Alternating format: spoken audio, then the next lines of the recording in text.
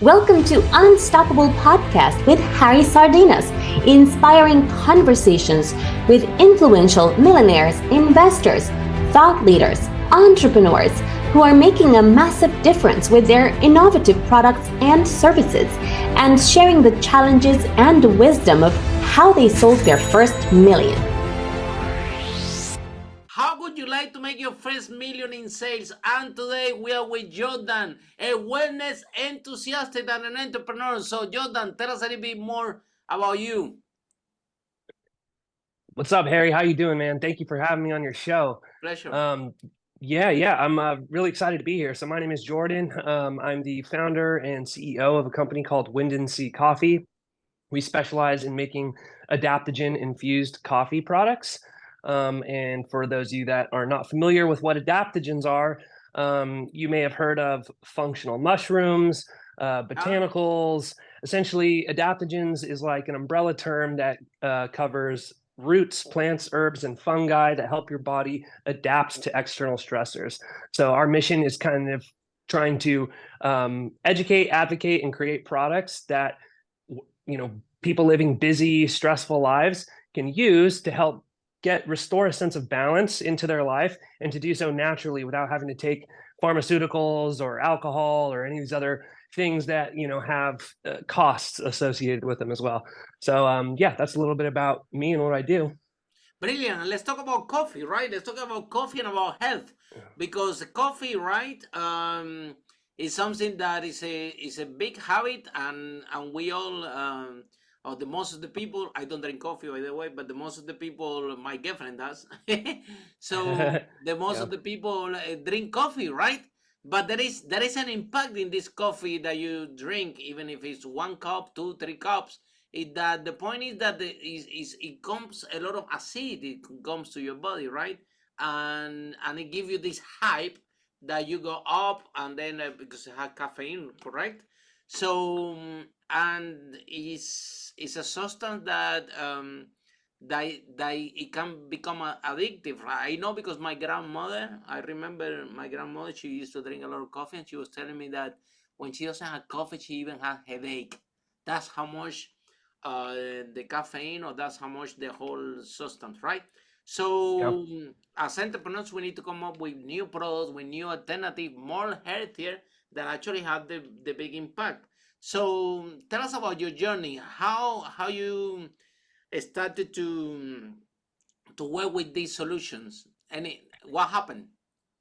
Yeah, right. So I'll definitely go into kind of my background and story and kind of how I got into this. But you said some interesting things there that I kind of wanted to piggyback on. So you were mentioning about how coffee is it's very popular. The study came out recently that said 75% of Americans drink coffee daily. We love it. We're, like you say, are kind of addicted to it. But what the psychoactive ingredient in coffee is caffeine. People are aware of this, and caffeine is actually one of the oldest and most widely used nootropics, and nootropics are essentially compounds that enhance cognitive function and like neural pathways, neural function. Kind of wake you up, right? Yeah, waking you up. I mean, there's a reason. Like, people aren't like stupid. They're drinking coffee because it makes them feel a certain way that they're looking for. They're trying to wake up. They're trying to be sharp. They want caffeine is known to enhance athletic performance, increase blood flow to your muscles and stuff like that. So there are absolutely benefits, but as you correctly pointed out, there are costs associated with caffeine as well. Caffeine is an alkaloid, and it works on your adrenal system. So when you are drinking coffee, you are not feeling tired, like you're feeling the absence of tiredness, which kind of gives you this like stimulant wakefulness feeling. But you're also simulating like a stress response, so you're getting some adrenaline production, you're getting some cortisol production, and that's why sometimes you might feel, like your heart's beating a little bit faster, like why do I feel anxious right now? Like, why, I can't, I feel kind of jittery, like I don't feel so, one thing we identified is that there's, caffeine isn't as bad as people think now, like there's this new movement to demonize caffeine, and caffeine definitely has side effects like all things, but it's not bad in its own right. So we kind of approached it from the angle of how could we improve the way caffeine makes you feel? What are some ways of enhancing a coffee product that is coffee, tastes like coffee, is designed for coffee lovers, but infused with natural ingredients that help modulate that stress response. So you get all of the positive benefits of the caffeine, and we're mitigating the downsides of that. And like you say with your mother, so I believe you said it was your mother, whoever you said was But my mom grandmother, also drink grandmother. coffee a lot. My mom also is in the same boat, so it's Yeah, okay. right, My mom for said she sure. drinks a lot of coffee. Yeah. Yeah, and that it's super normal, and we do get accustomed to using it. Your body starts like getting adjusting to like this level. And another one of the downsides of caffeine is that it has a very long half-life, which means the amount of time that it takes for it to get out of your system it is longer than the physiological effects of you feeling the caffeine. So your body's still processing it, even though when you're kind of like coming down off of your caffeine high. So a lot of times, in modern society, you work in an office, you get back from lunch, let's say it's 12:30, 1 o'clock, you're kind of hitting that like, ooh, I'm a little tired, but I got to push through. I got another 5 hours of work day, right? So you go and you make another pot of coffee or whatever, you drink some coffee, and you're good for a little bit. It kind of pushes you to the end of the day, but now you're off of work. It's 5, 6 o'clock, and your body's still processing that caffeine. And now you're having a harder time getting to sleep, getting a good night's rest, full sleep, which then contributes to your tiredness the next morning. And now you see how this creates this feedback loop where we're cramming stimulants to wake up, and then in the evening we're looking for depressants or some sort of way to kind of come back down. So maybe it's a nightcap with wine or whiskey, maybe it's for some people even like sleeping pills like Ambien or something like that. So there's a variety of different ways. And what's nice is that nature actually provides things that help you wake up, improve cognitive function, alertness, as well as things that help your body come down and relax and get into that like rest and digest parasympathetic nervous system. And adaptogens are those things. So functional mushrooms, the stuff that we infuse in our coffee, is what helps kind of, you don't want sharp ups and downs. Let's just, smooth things out a little bit for you.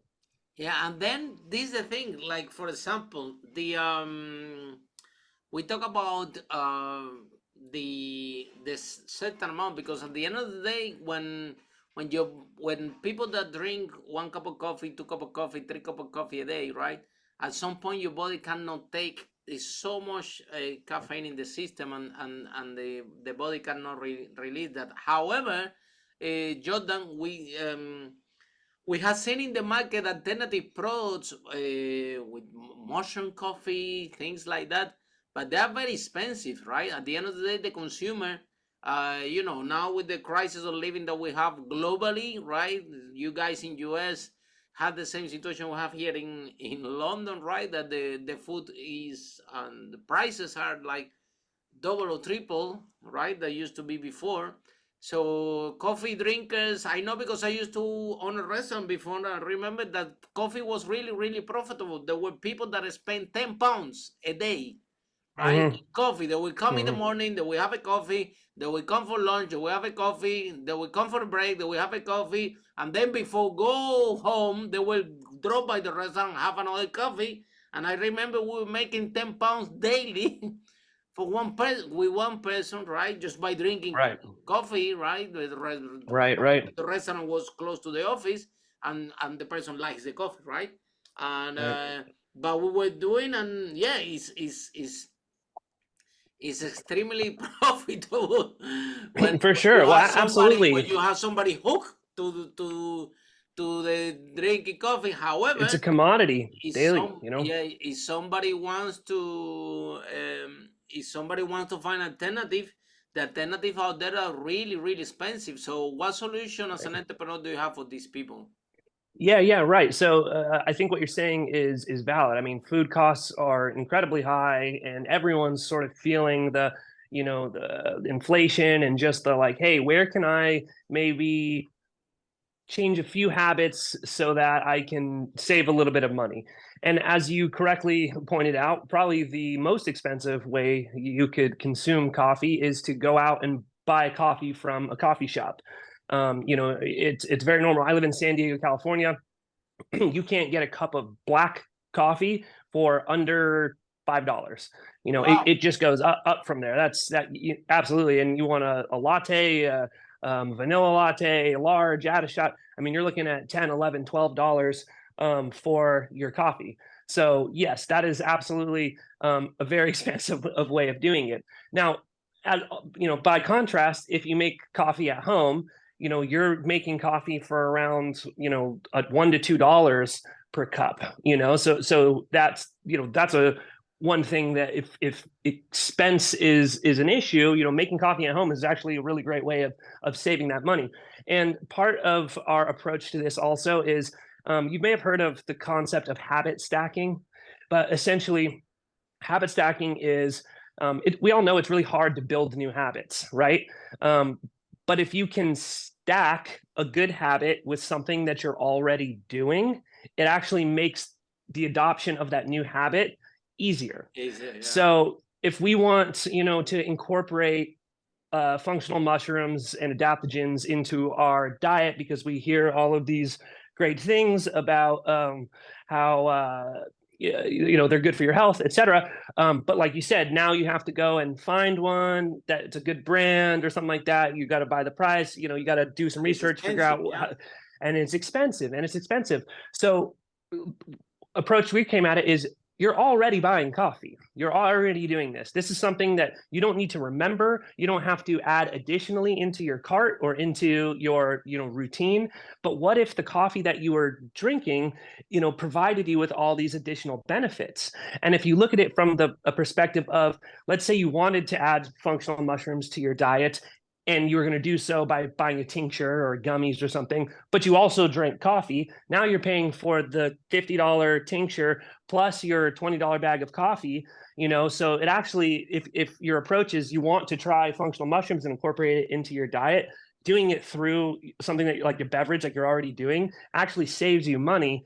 And if you subscribe, which we have an option for monthly subscriber, because like you said, coffee is a commodity people are drinking on a daily basis, you're getting 30% off, which takes it down to like I think it's like $21 delivered to your door, which is pretty consistent with even just normal third wave micro lot organic coffee that you would find at the grocery store. It's not like your Starbucks coffee or whatever you might find at Costco or something. But if you go to the coffee aisle and you're seeing like, boutique roasters and stuff like that, you're paying $18 to $24 a bag anyway. So you can do that. You're getting organic boutique specialty coffee infused with, triple extracted functional adaptogens.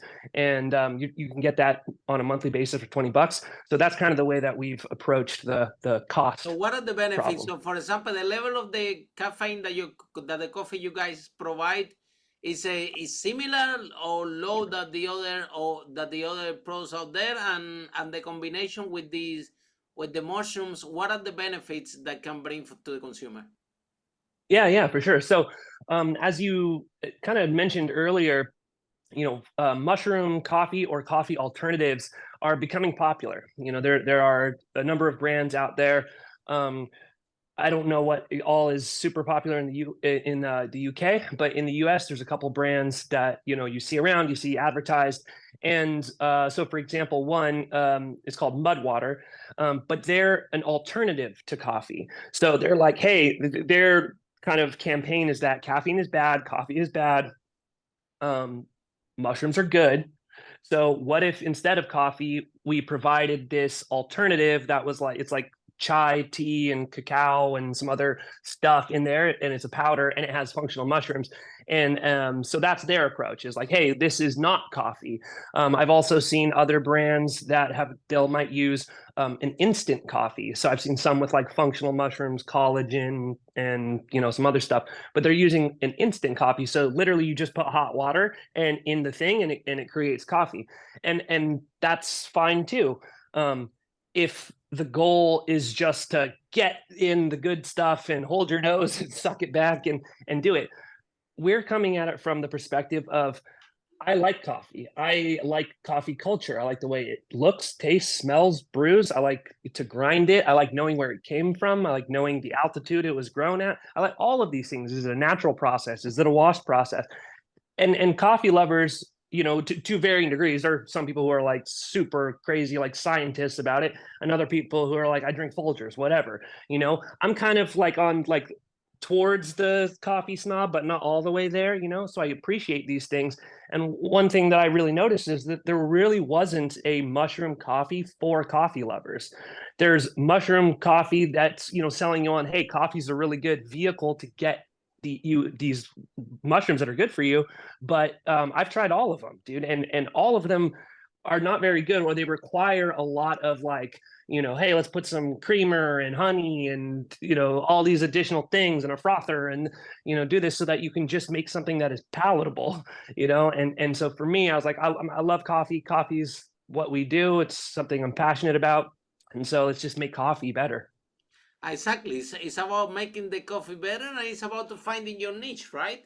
So as an entrepreneur, why what made you to define this niche? Did you did any market research? Because like I said, coffee lovers, this is what I noticed as well, because like I said, I used to own a restaurant before, so we know that there are different types of people that drink coffee, right? There are people that will drink any coffee and it's fine, right? But that there are a certain part of the consumer that they are these coffee lovers, right? And these are the people that you have to put good quality coffee. These are the people that is all about the experience, right? And they need to know the coffee, where the coffee is coming from, right?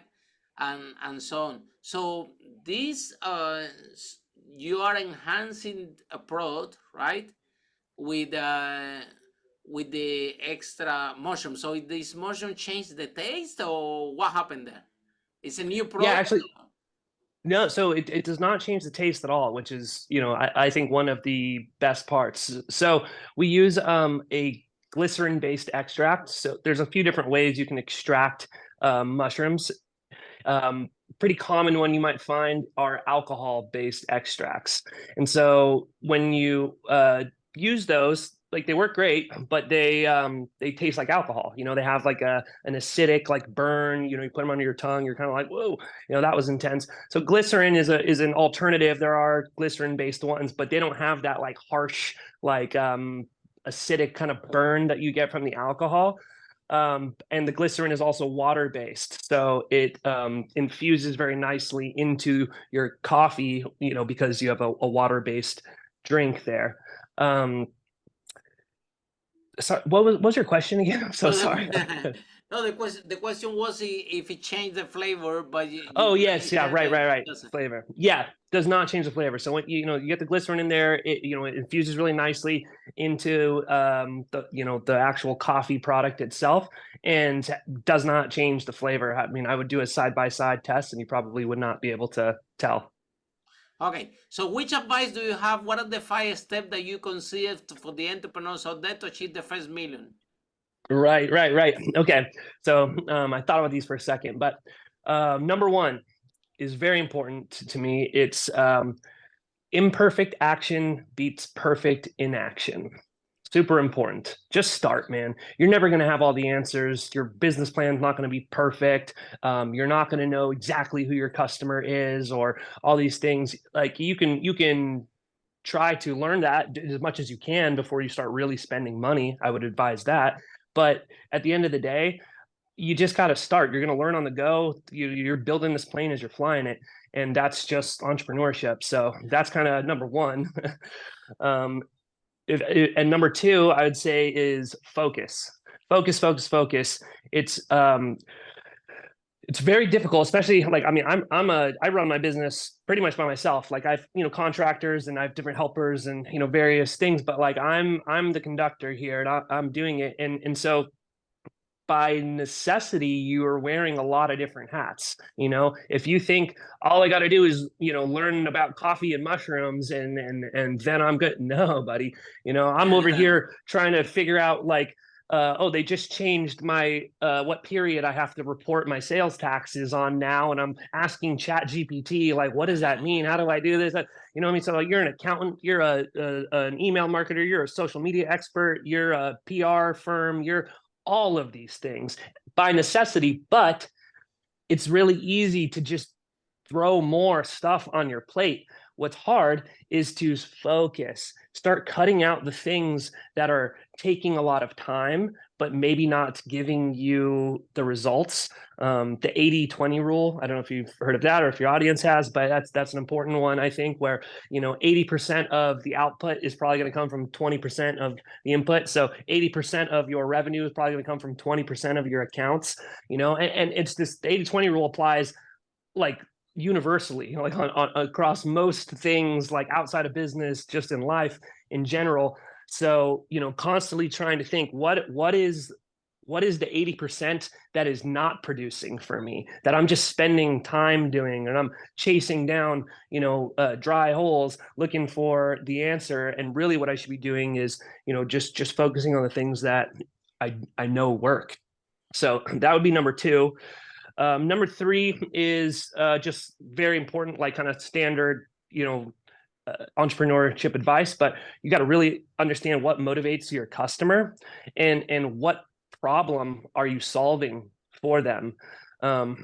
I think the correct, probably best way of approaching that is start there. Don't start with a product that you're looking to find an audience for. Don't try placing, oh, I have this great product, now who needs it?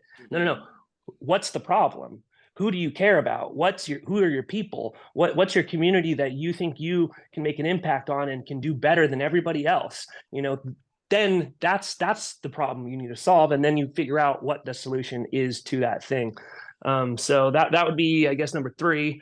Number four, for me, I feel like has been important. I think it's universally important, but it's just have a mission, stand for something, be about something.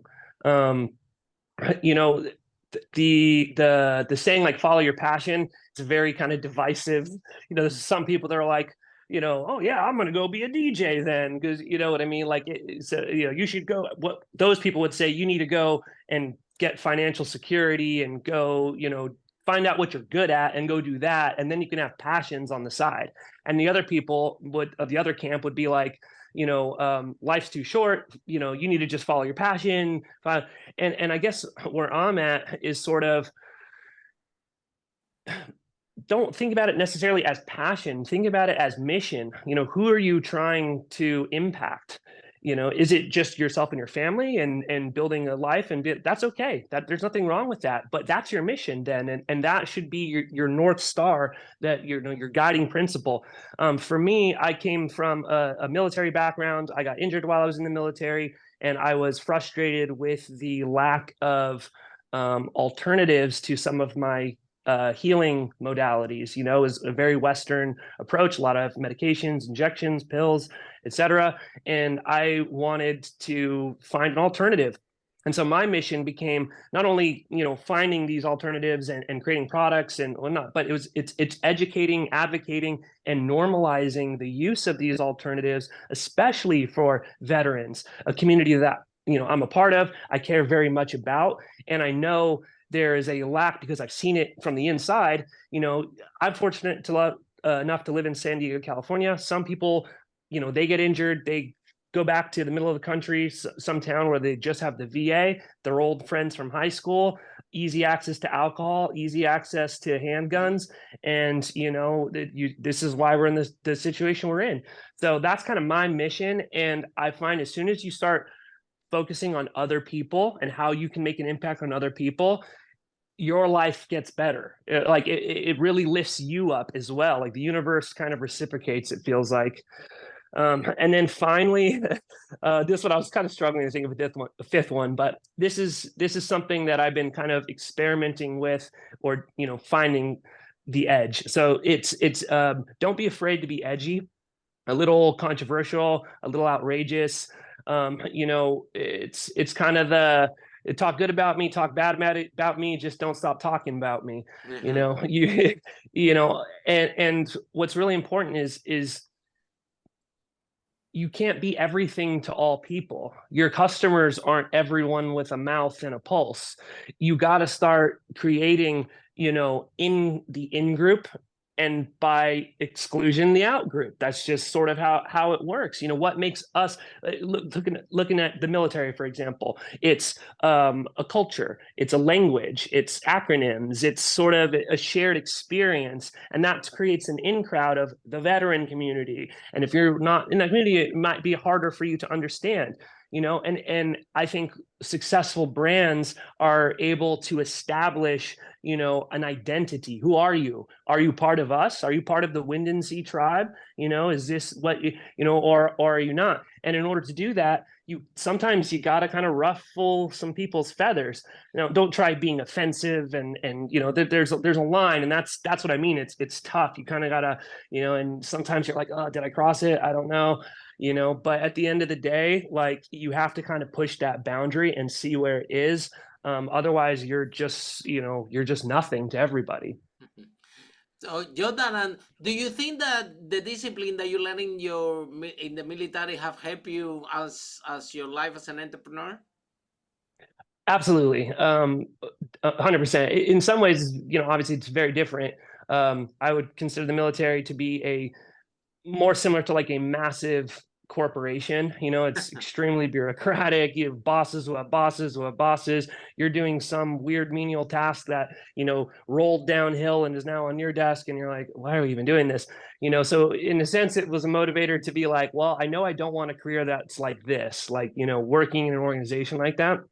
I like more autonomy, the ability to critically think and make decisions, in your life. But I would say what it did, lessons I learned, or what it helped instill in me, is that you're so much more capable than what you think you are. Your limits are actually so much further than when you go. And every time, I'm like, frustrated and flustered, or I don't know the answer, or I'm worried, or I'm anxious, or I'm like, oh my God, is this, I think back, I'm like, there are times where I was like laying in the Pacific Ocean and, sand going up my nose, freezing my ass off, thinking to myself, I remember literally thinking to myself, like, what if I just died? Like, what if I just laid back and just like, because like that was my thought. Like, I'm not going to quit, but I'd rather I was that committed to the thing, like laying there and just freeze to death if that's what we're doing, And when I think back, and I'm like, well, I'm just sitting at a desk. I'm not drowning. There's no sand up my nose. Like, I'm not going hypothermic. I'm okay. Let's focus on the immediate situation that I'm in, and we're okay. There's a lot of problems. Try to influence what you can, but you can't influence all things. And the only way you're going to eat an elephant is one bite at a time. You got to take these things in bite-sized chunks and not get overwhelmed by the enormity of your problem. And that was something that I definitely learned in the military. And then, Jordan, one thing is like, you're passionate about this product, so you create this formula yourself, and then and you created this product that can enhance and help can enhance the health of other people, right?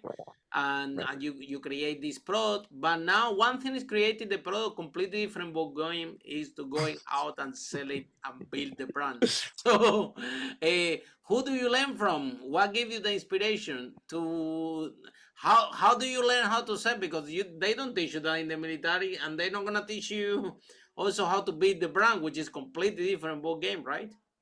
Yeah. Well, there's one saying in the military that is always kind of stuck with me, and it's you either got to be smart or you got to be strong, right?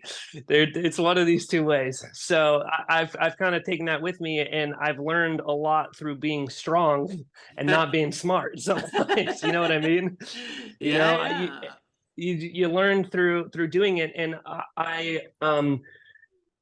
one thing that I've really tried to make an effort in, and it's important for anyone, especially if you're kind of in a solopreneur situation, is you need to aggressively put yourself out there and network. And I hate that term networking, but like you need to build a network of relationships, real relationships, not, hey, we just exchanged business cards, whatever. It's like someone that like they know you, they know about you, they care about you, and you're only going to build that rapport by going out there and meeting them and making those connections. But you'll find that there is greatness in the agency of others. And one thing that I've been very successful at, I think, in my entrepreneurship career, is getting other people to champion my vision, getting other people who are on their own path, doing their own thing, who, they're not on my salary. Like, I'm not paying them a salary, I'm probably underpaying them, honestly, which I'm not proud of, but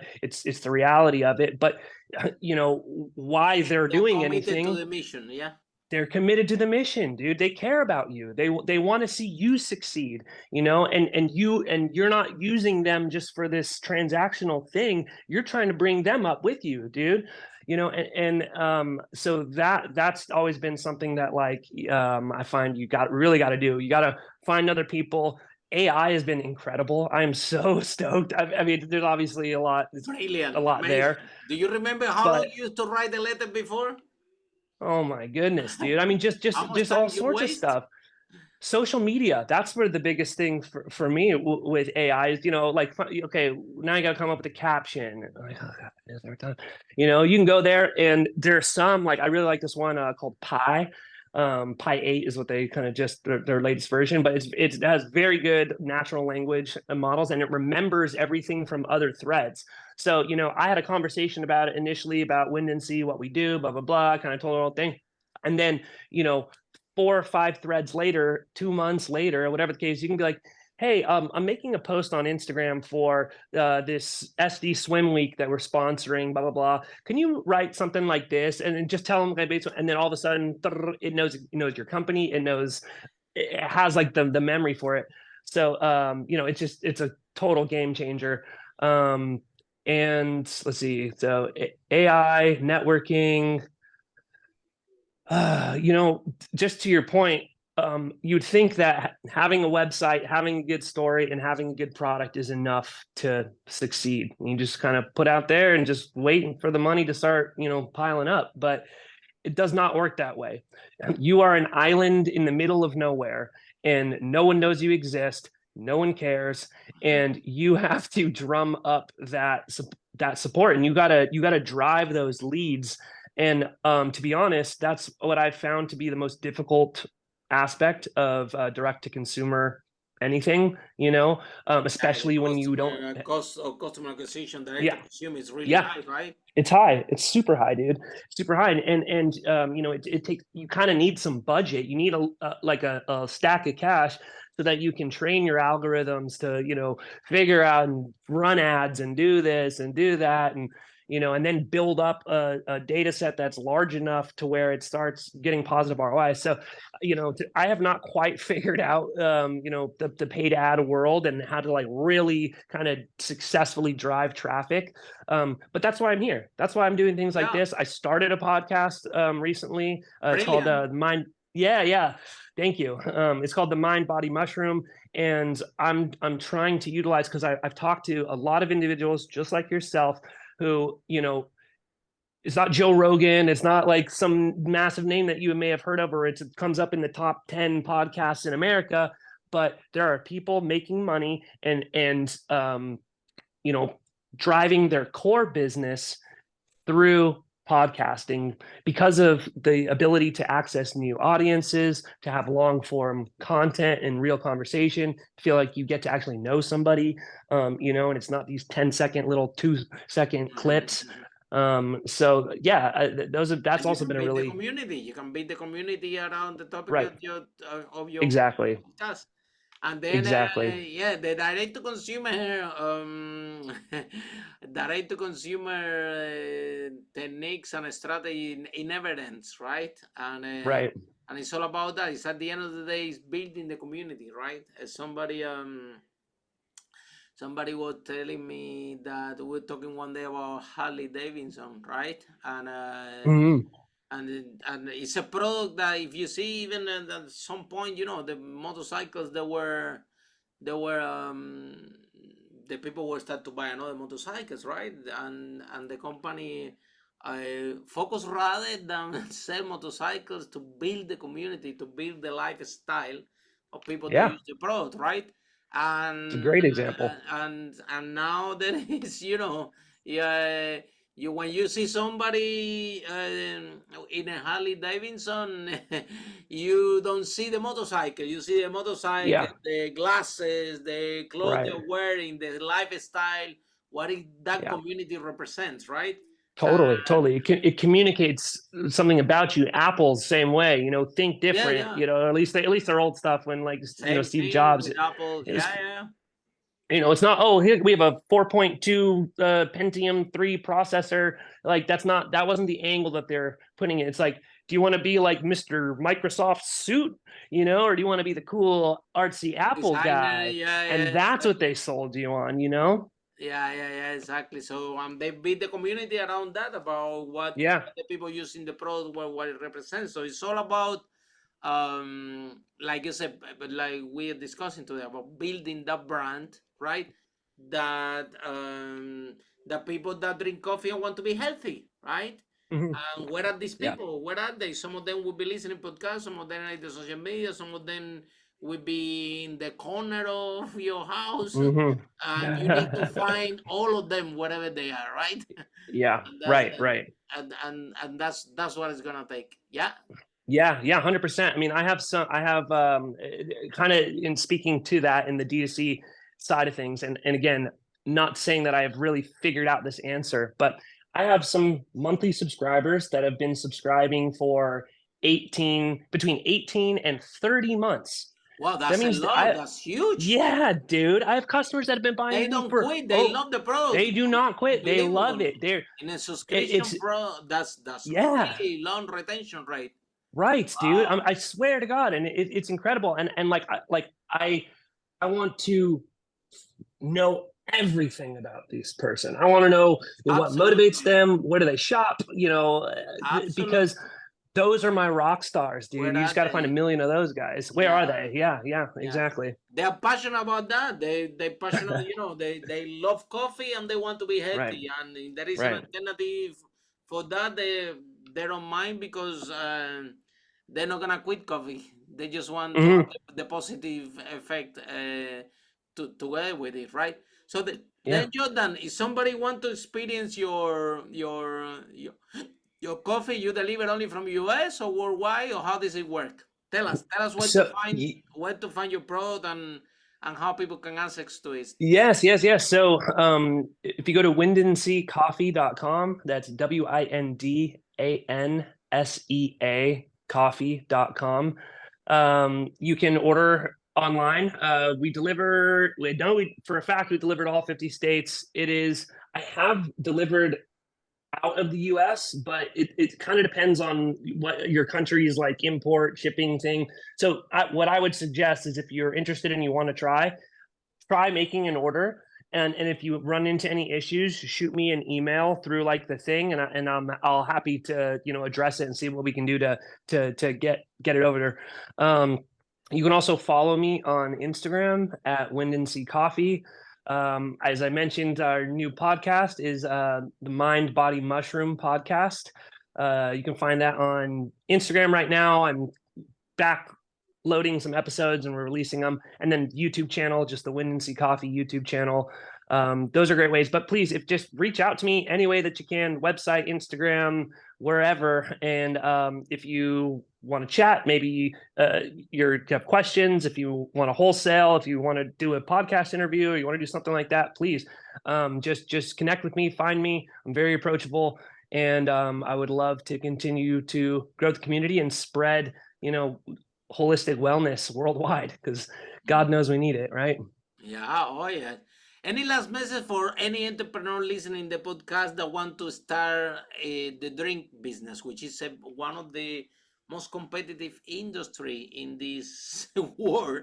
It's a Yeah, very, very competitive space, and you really need to have something really, really good.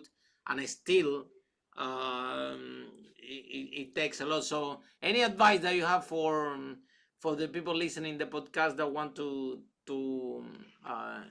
start a business in the beverage business? yeah. Actually, I do. I appreciate you making it specific like that, because I was going to think of maybe some more general stuff, but it's an interesting point. So, RTD, ready to drink drinks, are a big component of the beverage industry. And what's nice about RTG is you get high. Let's see, what is nice about it. There's a lot of points of sale. You can be sold in a lot of places. People come, they grab it. I have to convince somebody that they need to make coffee at home, and then as opposed to just almost like an impulse buy, and then who knows, maybe you hooked them and they're good. So there's benefits obviously to the ready to drink beverage world. The downsides, however, I think are, from my perspective, a reason to kind of avoid it. There are so many drinks; it's incredibly saturated, and in order to get into those points of sale, it heavily relies on distribution networks and relationships with distributors, which is sort of like its own world, like getting into grocery stores and distribution and points of sale and promotional budgets and these weird contracts. That it's its own business, and that's great. I mean, there's nothing wrong with that business, but from my perspective, I wanted to be able to sell literally direct to consumers. I wanted to sell through a website. I wanted to do these things, and having like heavy, wet, liquid beverages, with a shelf life of only so long and blah blah blah. You're not mailing those things to people, so your model then becomes a distribution wholesale model, and you got to be producing at scale, so where you're making enough margin. You're usually making like less than 10% margin by the time you're getting to distributors, and you're really trying to make it all up on volume.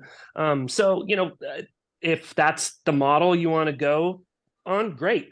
I think that's great, but I think maybe before you just hop into like, beverage doesn't want to do that. Think, what problem are you trying to solve? And is there a way of solving it where you can put it in the mail? The shelf life is really long. It's really small and light. These are like things that you don't necessarily think about when you're like creating your product, but they will be headaches for you in the future if you don't think about them. So just something to chew on. And then the subscription model and the direct to consumer is amazing, because people can have and the consumer are getting very savvy now. They are and they're very used to this model. People, there are companies in United Kingdom that they deliver fresh organic vegetable to your mail. They deliver tea. They deliver So even cheese, a selection of cheese can be every month in subscription base, and then the technology will help them to find the best cheese, right? So for you, and there are also for wine. So the subscription models, the consumer are getting a lot of benefit, because can the quality enhance a lot, because literally can be from the agriculture directly to the consumer. Totally.